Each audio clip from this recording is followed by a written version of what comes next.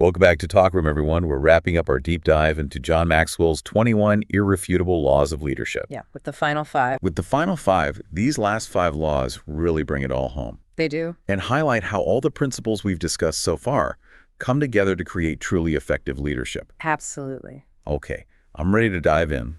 Let's start with law number 17, the law of priorities. This one feels incredibly relevant in today's world, where everyone's constantly bombarded with information and demands on their time. It is. You're absolutely right. It's so easy to get caught up in the whirlwind of activity and lose sight of what truly matters. Yeah. Maxwell emphasizes that leaders understand the difference between activity and accomplishment. Okay. It's not about being busy for the sake of being busy. It's about making sure you're focusing your time and energy on the things that will actually move the needle, the things that are aligned with your overall vision and goals. Exactly. And this requires discipline. Right. The ability to say no to distractions and to delegate effectively. One of the tools Maxwell suggests for prioritizing effectively is the Pareto Principle, also known as the 80-20 rule. Yes, the 80-20 rule. Remind me what that is again. It states that roughly 80% of your results come from 20% of your efforts. So the key is to identify that crucial 20% and really focus your energy there. No. Leaders who master this principle achieve extraordinary results with less effort. Wow, that's a game changer. I'm definitely going to be thinking more about the 80-20 rule in my own work. Go on to law number 18, the law of timing. This one sounds a bit more nuanced. Yeah. What does Maxwell say about the importance of timing in leadership? He argues that when to lead is just as important as what to do and where to go. Timing is everything in leadership. I can see that it's not just about making the right decision. It's about making it at the right time.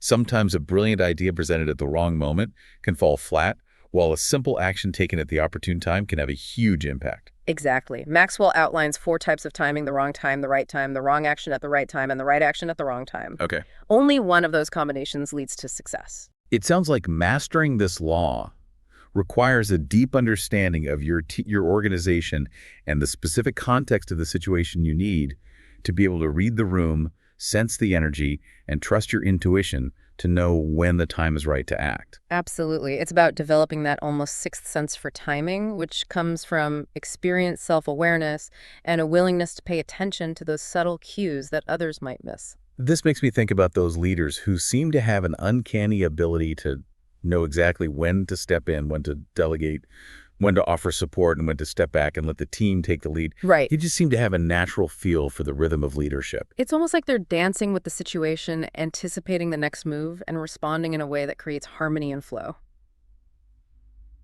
Okay, ready for law number 19? Bring it on. This one is the law of explosive growth, and it focuses on the incredible power of teamwork and collaboration. Maxwell says to add growth, lead followers to multiply. Lead leaders. So it's not just about leading individuals, it's about inspiring and empowering those individuals to become leaders themselves. Precisely, it's about shifting your mindset from I to we and recognizing that you can achieve so much more collectively than you ever could individually. When you focus on developing other leaders, you create this ripple effect of growth that can transform your entire organization. I've seen this firsthand in my own work. When you give people the opportunity to step up and take ownership, they often surprise you with their creativity, their passion, and their ability to lead.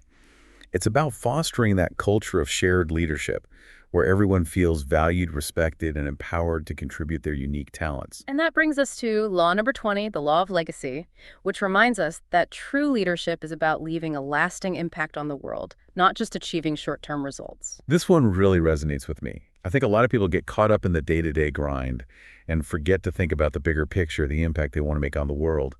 But true leaders understand that it's not just about what you accomplish during your time in a leadership position, it's about the legacy you leave behind. Maxwell puts it this way: succession is one of the key tests of leadership. It's about building something that will outlast you, something that will continue to grow and thrive even after you're gone. So it's about mentoring and developing future leaders who will carry on your vision, your values, and your commitment to making a difference in the world. Exactly. It's about investing in the next generation and empowering them to build upon the foundation you've created. And finally, we arrive at the culmination of all the previous 20 laws.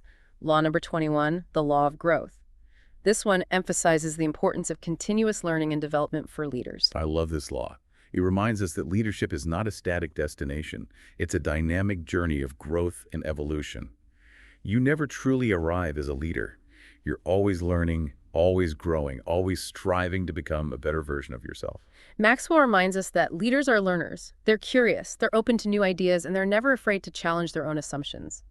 They understand that the moment they stop growing is the moment they stop being an effective leader.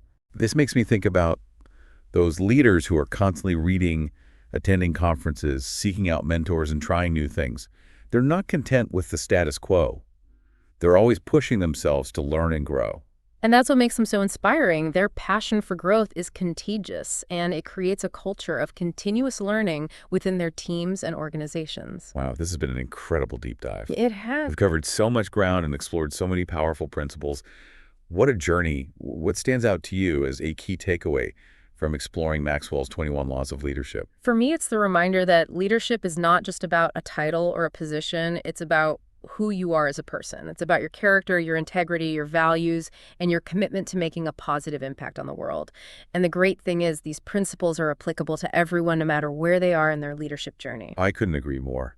These laws provide a roadmap for anyone who wants to become a more effective, influential, and inspiring leader, whether they're leading a team, a family, a community project, or just their own life. So if you're feeling inspired, I encourage you to pick one of these laws that resonates deeply with you and commit to putting it into practice this week. Even small steps can lead to significant growth over time. That's such great advice. And for those of you who want to explore these laws in more depth, be sure to check out John Maxwell's book, The 21 Irrefutable Laws of Leadership. It's a timeless resource that you can return to again and again throughout your leadership journey. And remember, leadership is a conversation. Share these laws with your team, your family, your friends, discuss them, debate them, apply them together. We can create a world where leadership is not just a position, but a way of life. Thanks for joining us on this deep dive into leadership. We'll be back next week with a new topic and a fresh perspective. Until then, keep leading, keep learning, and keep making a difference.